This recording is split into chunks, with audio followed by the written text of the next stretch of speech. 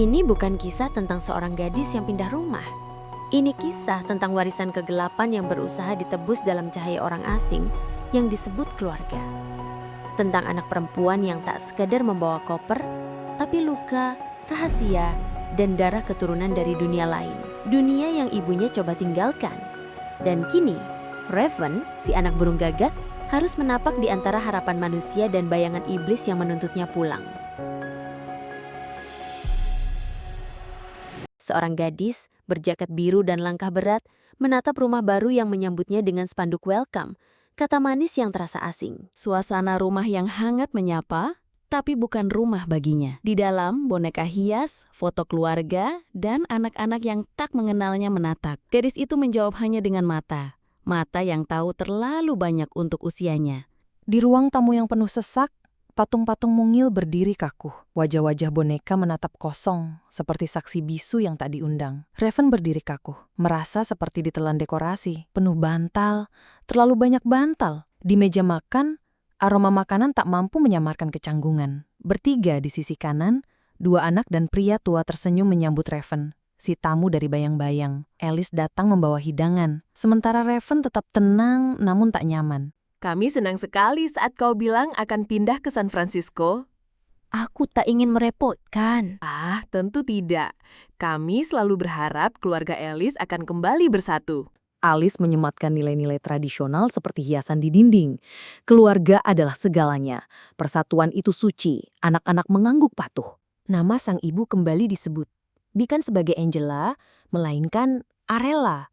Sebuah nama yang membawa sejarah kepercayaan lain. Raven hanya terdiam. Setengah ingin menyanggah, setengah ingin lari. Sebelum makan dimulai, sebuah rutinitas sakral diminta. Doa, tangan bersatu, harapan kepada Tuhan yang menurut Raven mungkin bukan miliknya. Semua menunduk memejamkan mata. Tapi Raven tak bisa. Dalam hening, ia mendengar hanya kegaduhan batinnya sendiri. Atmosfer yang hangat secara fisik, tapi penuh ketegangan secara emosional. Ada benturan budaya, benturan iman, dan benturan identitas. Raven seperti burung gagak di antara burung dara. Tak menemukan cerminan dirinya di tempat yang seharusnya rumah. Raven terbaring di atas ranjang yang seharusnya menjadi tempat damai. Namun ketenangan itu hanya kedok bagi badai yang tersembunyi. Tapi malam ini, dalam lelapnya tidak datang damai, melainkan panggilan dari neraka. Wajahnya meringis dalam tidur, bibirnya bergumam resah. Bukan mimpi, tapi kenangan. Bukan sekadar bayangan, tapi jeritan dari masa lalu yang belum tuntas. Makhluk dari dunia kegelapan menyerang Mia dalam penglihatan batin. Saudara-saudaranya dari dunia ayahnya, makhluk iblis membuka topeng tipu daya.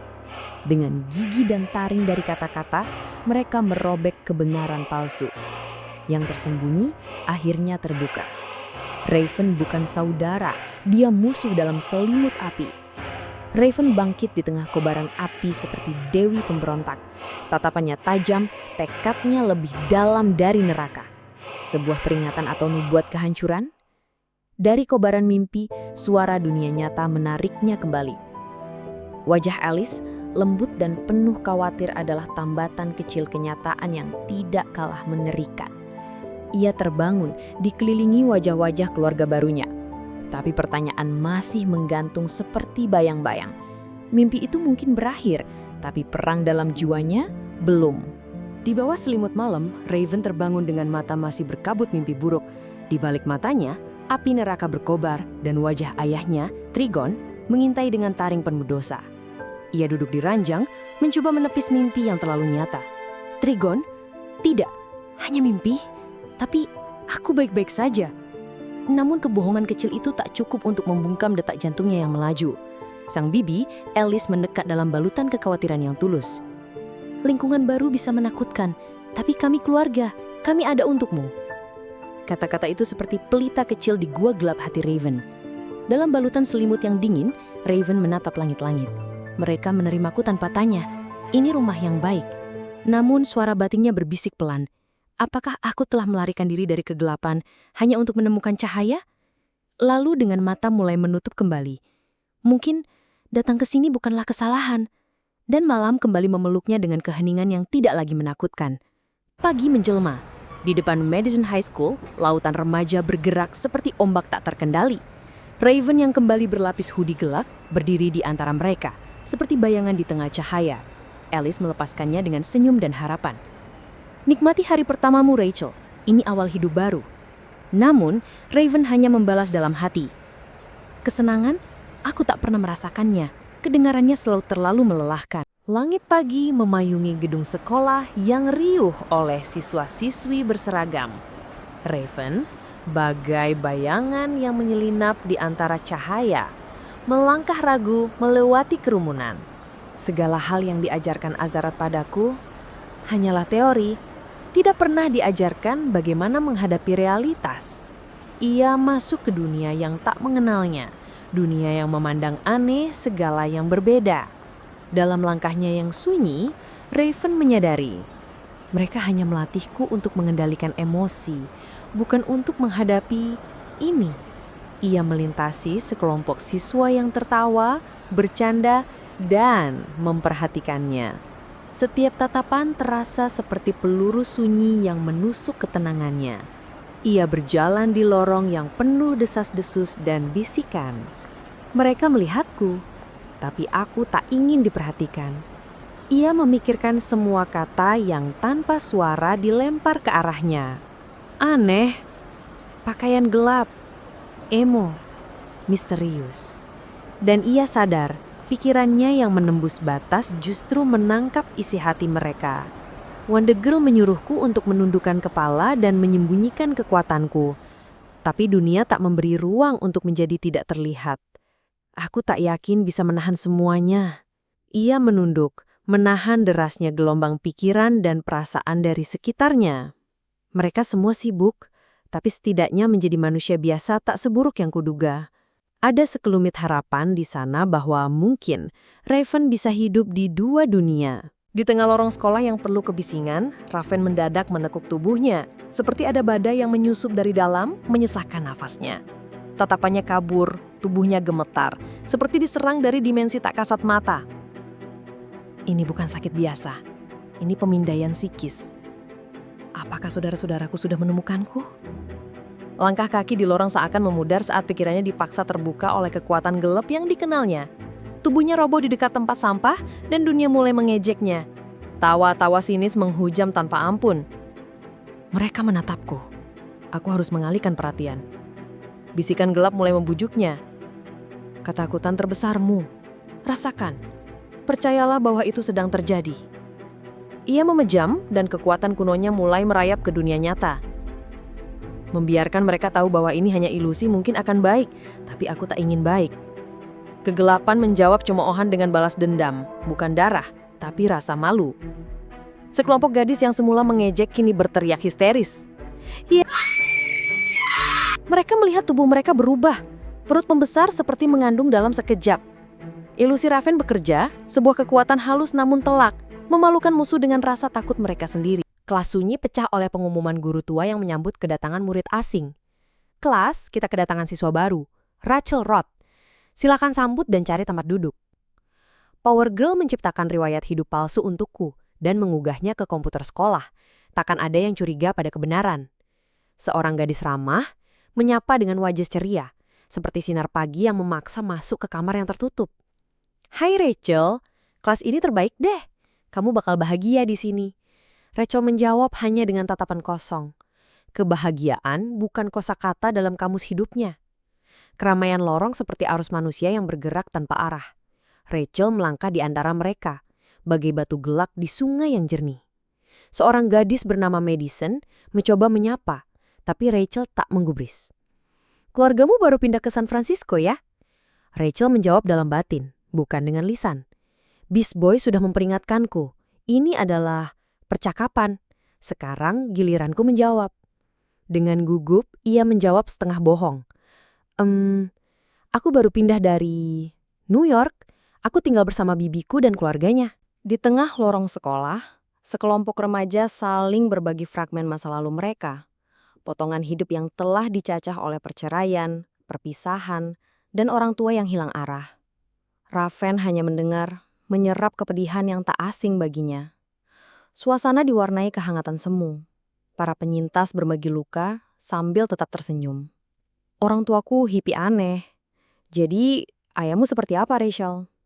Pertanyaan sederhana itu seperti pisau yang menusuk ke dasar hatinya karena jawaban Raven bukanlah divorce atau hilang, melainkan kegelapan itu sendiri. Raven menatap hampa, tapi pikirannya membara. Kilatan kenangan menghadirkan wajah sang iblis. Trigon, ayahnya. Wujud makhluk bertanduk dengan mata api dan senyum maut membayang di atas kepalanya.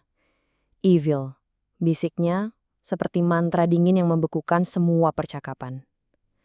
Semua teman barunya menatap dengan bingung. Tak ada yang siap untuk jawaban seperti itu. Namun sang pemuda berambut pirang mencoba mengangkat suasana dengan ringan. "Yah, ayahku juga. Nggak sejahat itu sih, tapi dia sedang berusaha." Raven tersenyum samar. Bukan karena terhibur, tapi karena tahu mereka belum pernah benar-benar melihat kegelapan. Di antara gemuruh lorong sekolah, seorang gadis berambut pirang menatap Raven dengan rasa penasaran yang menusuk. "Rachel, aku terus memperhatikanmu. Kamu mirip sekali dengan vokalis Night Mistress." Raven terdiam. Di balik ekspresi datarnya, badai kecemasan bergulung. "Tidak, jangan sampai dia tahu siapa aku sebenarnya. Jangan sampai rahasia Titans terbongkar." Tiba-tiba, tubuh Raven tersentak. Dunia seperti bergeser. Energi asing menjalar di tulangnya. "Aku sedang dipindai, tapi ini bukan oleh saudara-saudaraku. Ini lain." Di tengah kerumunan remaja yang tak menyadari bahaya tersembunyi, Raven merasa dirinya sedang dibedah oleh mata tak kasat mata. Tubuh Raven lunglai, jatuh ke lantai. Teman-temannya berlari menghampiri dengan ketakutan. "Rachel, kamu baik-baik saja?" Namun, kekacauan tak hanya ada di dalam diri Raven, karena kegelapan telah menjalar ke sekelilingnya. Pandangan Raven mengarah pada sosok misterius di kejauhan. Seorang gadis dengan aura yang membara seperti amarah tersembunyi. Itu dia. Gadis itu, dialah sumber pemindaiannya. Raven menyadari bahwa ada mata lain yang memperhatikannya, bukan milik keluarga Trigon, tapi mungkin lebih berbahaya, musuh yang belum terungkap. Dan dalam sekejap, segalanya meledak. Seorang remaja laki-laki, Archer, menjerit kesakitan. Matanya menyala putih seperti terbakar dari dalam. "Mataku, aku tidak bisa melihat." Sesuatu telah menusuk pikirannya. Sebuah kekuatan tak dikenal telah merenggut penglihatannya dan menanamkan teror. Aku merasakan rasa sakit Archer. Kuat, tiba-tiba menusuk seperti belati neraka. Raven, diselimuti oleh aura gelap namun dipandu oleh cahaya batin, menempelkan telapak tangannya di kepala Archer. Wajahnya tegang, matanya menyala oleh empati mistis. Aku harus menyerap rasa sakitnya, harus membantunya. Dengan suara yang mengandung petir perintah, Raven berteriak pada Madison. "Panggil kepala sekolah, hubungi para medis." Madison terguncang oleh suasana nyaris kehilangan nalar. Tapi Raven bukan sekedar meminta. Ia menanamkan kehendaknya ke dalam pikiran Madison. Raven merapal mantra dalam diam, energi biru mistis menari di antara jari-jarinya mengalir ke dalam jiwa Archer. "Sakitmu, serahkan padaku, biar ku tanggung bebanmu." Tiba-tiba, Archer mengangkat wajahnya. Matanya yang semula buta kini bersinar jernih. Aku bisa melihat apa yang kamu lakukan padaku." Kerumunan mulai berkumpul, menatap Raven seperti bintang jatuh yang belum dipahami. Archer sendiri kebingungan atas apa yang terjadi. "Aku nggak tahu, aku cuma megang tanganmu." Teman-teman lain juga masih terguncang, bukan karena luka, tapi karena keajaiban yang mereka saksikan tanpa mengerti. Langkah kaki para medis memasuki lorong memecah aura misteri dengan sirine kedisiplinan medis. Raven memberi jalan, tetap tenang, seperti angin yang telah menyapu badai. Ia bukan pahlawan yang haus tepuk tangan. Ia adalah bayangan penyelamat yang datang diam-diam dan pergi tanpa jejak. Saat ambulans membawa Archer pergi, dengan langkah tergesa, Raven berdiri terpaku. Matanya tajam menembus keramaian. Ada sesuatu yang tak beres. Bukan hanya soal serangan psikis, tapi soal sosok yang menghilang tanpa jejak. gadis itu telah lenyap. Seolah kekuatan yang lebih besar memalingkan perhatianku darinya dan dari Archer. Bagaimana dia melakukannya? Siapa dia sebenarnya? Pertanyaan itu menancap dalam, seperti duri di balik kelopak mawar gelap bernama takdir. Hari berjalan dan kehidupan remaja kembali berdenyut. Namun, Raven tetap terasing, berdiri di antara mereka, namun tak sepenuhnya menjadi bagian dari mereka. Pesan dari Madison masuk. Archer baik-baik saja, dan semua teman sepakat malam nanti adalah waktu bersenang-senang. Ada karnaval. Raven, kamu harus ikut. Ini bakal seru banget. Senyum menyungging di bibir Raven, meski sorot matanya masih menyimpan awan gelisah. Di tengah undangan dan tawa, Raven mendengar panggilan lain. Gadis itu, aku harus bicara dengannya. Suara dalam hatinya lebih keras dari keramaian sekitar. Dibayangi keraguan, Raven menolak undangan itu dengan alasan keluarga. Tapi langkahnya menunjukkan arah lain. Dia tidak pulang. Dia memburu jawaban. Perubahan itu biasa, karnavalnya di Cat Embarcadero. Mereka berpikir dia menolak. Tapi kenyataannya, Raven memilih medan tempur lain. Yang paling penting dalam hidupku sekarang adalah menemukan gadis itu. Cari tahu apa yang dia lakukan padaku dan kenapa. Sementara itu, di tempat lain, seorang pria tua mengotak-atik energi seperti tukang listrik gaib sedang iseng. Tapi Raven tak peduli. Aku juga tak peduli pada teman-temanku, seperti Archer. Di tempat lain, Archer tak baring di ranjang rumah sakit, tubuhnya lemah. Tapi jangan harap Raven datang membawa bunga atau air mata, empatinya sedang cuti panjang. Aku hanya memikirkan diriku sendiri. Sekolah dipenuhi wajah-wajah remaja, tapi Raven melewati mereka seperti hantu glamor. Jadi, tentu saja, aku tidak peduli dengan apapun yang terjadi di luar zona nyamanku. Laki-laki yang tidur di luar gudang sedang diterpa kekuatan misterius. Cahaya meliuk-liuk mengikat tubuhnya. Bisa jadi pahlawan, bisa juga korban. Wajah pria itu panik, matanya membelalak, tersedot ke dalam kekuatan yang tak kasat mata. Tapi sayangnya, dia bukan tokoh utama. Raven bahkan mungkin tidak tahu nama lengkapnya. Sementara itu dua gadis bertengkar seperti drama remaja TV. Satu menarik tangan yang lain dengan panik. Apa ini tentang cinta segitiga? Trauma masa kecil? Tiket karnaval? Tidak penting, yang penting mereka bergerak. Pria tua itu, atau apapun dia, kini membeku dalam aura mistis. Jika ini eksperimen, maka hasilnya gagal total. Energi yang dia panggil tak mengenal belas kasih. Dan aku malah membanggakan diri sebagai orang yang empatik. Archer mendadak bangun, napas tersengal-sengal. Trauma? Vision? Atau hanya efek samping dari diabaikan Raven terlalu lama? No! Suara itu bukan hanya penolakan. Itu teriakan putus asa dari gadis yang terlalu sering dipaksa diam. Tapi ya, satu kata itu tak cukup menyelamatkan keadaan. Sure, right. Balasan sarkas menyambut, seperti komentar sinis di kolom YouTube. Di tengah kekacauan kosmik dan krisis identitas, Raven berjuang, atau setidaknya berpura-pura peduli, untuk tetap utuh. Empati adalah label, bukan sikap. Dan dunia sekitarnya hanya background blur dalam potret egosentris seorang remaja setengah iblis, setengah manusia, dan sepenuhnya bingung. Gadis misterius meledak dalam pancaran energi seperti dewa Yunani yang baru sadar dirinya bukan manusia. Raven terpental keras, seperti ide buruk yang akhirnya dibayar lunas. Terlalu cepat, terlalu kuat, terlalu tidak siap. Not ready. Lucu, sebagai anak iblis, Raven seharusnya terbiasa dengan rasa sakit. Tapi ini sesuatu yang lain. Raven jatuh terhempas seperti boneka porselin yang kehilangan arah dan harga diri. Pakaiannya hangus, darah menetes, dan semangatnya menguap bersama asap luka.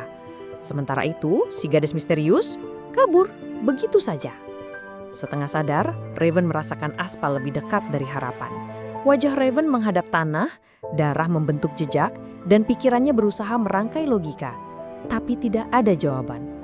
Tidak ada hubungan dengan saudara-saudaraku. Dia bukan dari Trigon. Dia merasuk ke dalam diriku. Aku bisa merasakan dia mencengkeram jiwaku. Kalimat itu bukan metafora. Gadis itu benar-benar mengulurkan tangannya ke dalam jiwa Raven seperti orang iseng yang mencolek isi kepala lewat jendela hati. Dan bukan untuk menyembuhkan, tapi mencengkeram.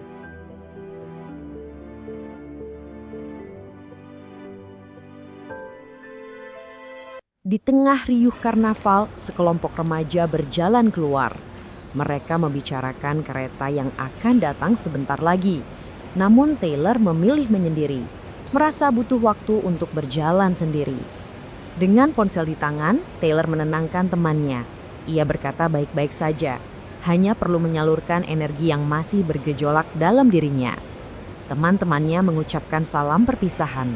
Taylor melangkah pergi, siluetnya ditinggalkan di bawah cahaya lampu jalan dan langit malam. Sendirian, Taylor menyusuri kegelapan. Sorot lampu menembus bangunan kosong, menandakan perjalanan baru yang lebih serius sedang dimulai. Ia berdiri di hadapan bangunan misterius, dengan udara malam yang penuh ketegangan, dan kertas berterbangan seolah memberi pertanda.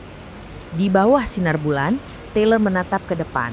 Kini ia bukan lagi sekedar remaja di karnaval. Ia berdiri di ambang takdir yang akan mengubah segalanya. Taylor mengecek ponselnya. Pesan muncul. Mobil Yugo akan tiba dalam 3 menit. Namun, langkahnya membawanya lebih jauh ke dalam bangunan kosong, seakan ada sesuatu yang memanggilnya. Di koridor sepi, Taylor berjalan dengan hati-hati. Kertas-kertas berserakan di lantai. Udara terasa menegang, seakan ruang itu menyimpan rahasia besar. Tiba-tiba, cahaya menyilaukan muncul di hadapannya. Mata Taylor membelalak, tubuhnya terpaku. Dalam sekejap, energi biru membungkus tubuhnya, seakan menariknya masuk ke dalam pusaran kekuatan goib yang tak bisa ia lawan. Di luar gedung, sebuah mobil berhenti. Seorang pria menunggu, gelisah menatap ke arah bulan. Ia tak tahu apa yang sedang terjadi di balik dinding bangunan itu. Ledakan cahaya memenuhi ruangan. Bola energi raksasa muncul mengguncangkan sekelilingnya. Segalanya diselimuti kilatan biru yang mengerikan, menandai awal perubahan yang tak bisa dihentikan.